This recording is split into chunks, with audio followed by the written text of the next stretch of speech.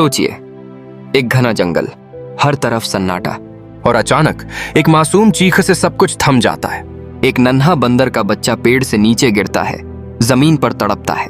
उसकी माँ ऊपर से चिल्ला रही है, लेकिन मदद कोई नहीं करता। तभी आता है एक वर्दीधारी फरिश्ता, जिसे न किसी इनाम की चाह है, न वाहवाही की जरूरत। उसकी वर्दी में इंसानियत धड़क रही थी, और उस दिन उसने साबित कर दिया कि हीरो वही होता है जो वक्त पर किसी की जान बचा ले, चाहे वो इंसान हो या जानवर। यह सिर्फ एक कहानी नहीं है, यह एक एहसास है, एक सबक है, और इंसानियत की असली पहचान। देखिए, एक सच्ची घटना से प्रेरित अर्जुन और वो नन्हा जीवन। वर्दी, जंगल और दिल के सबसे करीब की कहानी। गर्मी की दोपहर थी, हवा तक थम सी गई थी, जैसे खुद सूरज की तपिश से झुलस रही हो। गांव के लोग अपने घरों में दुबके हुए थे और सड़कों पर सन्नाटा पसरा था। गांव के पास एक गहरा जंगल था, हरा भरा, जीवन से भरपूर। वहीं पास में एक छोटी सी पुलिस चौकी थी, जहां तैनात था सिपाही अर्जुन, एक मेहनती और संवेदनशील इंसान जो अपने कर्तव्य से कहीं ज्यादा अपने दिल से सेवा करता था। उस दिन अर्जुन अकेला ही चौकी पर था। रेडियो पर समाचार चल रहा था, पंखा घूम रहा था और फाइलें टेबल पर बिखरी हुई थीं। तभी दूर जंगल की दिशा से एक अजीब सा शोर सुनाई दिया, बंदरों की चीख पुकार। आवाज इतनी तीव्र थी कि अर्जुन तुरंत चौकन्ना हो गया। उसने झट से अपनी बोतल, वॉकी टॉकी और प्राथमिक चिकित्सा बॉक्स उठाया, टोपी पहनी और जंगल की ओर बढ़ गया। जैसे जैसे वह जंगल के अंदर गया, बंदरों का शोर और तेज होता गया। पेड़ों की शाखाएं हिल रही थीं, पक्षी उड़कर दूर जा रहे थे। थोड़ी ही दूर जाकर अर्जुन ने देखा, एक नन्हा बंदर का बच्चा जमीन पर पड़ा था, बिल्कुल शांत। उसके आसपास पेड़ों पर बैठी बंदरों की टोली चिन्हुक रही थी, खासकर एक मादा बंदर जो शायद उसकी मां थी।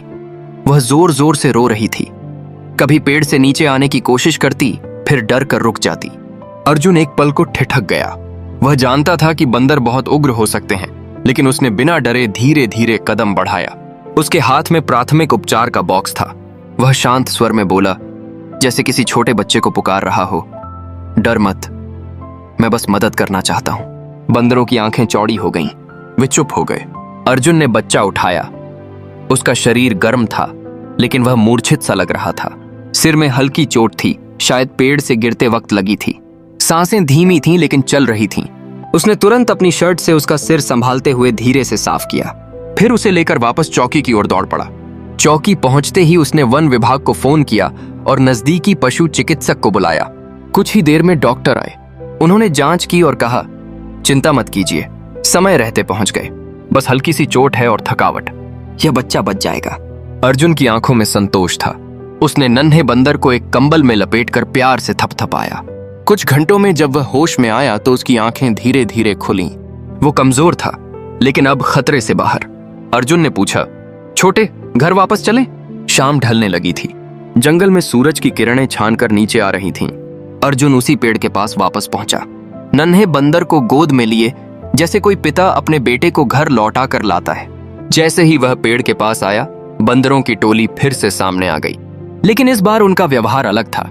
शांति, उत्सुकता, और कुछ एक ने तो एक दूसरे को छूकर शांत रहने का इशारा भी किया। अर्जुन ने धीरे से नन्हे बंदर को जमीन पर रखा और कुछ कदम पीछे हट गया। मां बंदर नीचे उतरी, दौड़कर बच्चे को गले लगाया। वह उसकी हालत देखकर पहले घबराई, फिर उसे चाटकर पहचानने लगी कि यह उसका ही बच्चा है। फिर पेड़ की ओर देखा, जहां अर्जुन खड़ा था। एक नजर मिली, न कहे गए धन्यवाद की। बंदरों का झुंड चुपचाप वहां खड़ा रहा। उस पल में इंसान और जानवर के बीच कोई भाषा नहीं, बस भावनाएं थीं। वापस चौकी लौटते हुए अर्जुन के चेहरे पर एक हल्की मुस्कान थी। किसी केस को सुलझाने का गर्व नहीं था, किसी अपराधी को पकड़ने की खुशी नहीं थी, पर आज उसने जो किया था, एक नन्ही सी जान को बचाकर, वो उसके लिए सबसे बड़ा कर्तव्य था। उस रात वह अपनी ड्यूटी खत्म होने के बाद चौकी के बाहर बैठा और आसमान की ओर देखकर बोला, काश हर कोई समझे कि हर जान की कीमत होती है, चाहे वो इंसान की हो या जानवर की। हम सब इस धरती के हिस्से हैं, एक दूसरे की जिम्मेदारी। करुणा एक ऐसा बीज है जो जहां भी बोया जाए, वह इंसानियत का वृक्ष बनकर पनपता है। हीरो वही नहीं जो हथियार उठाए, हीरो वह भी होता है जो समय पर किसी गिरती हुई जान को थाम ले।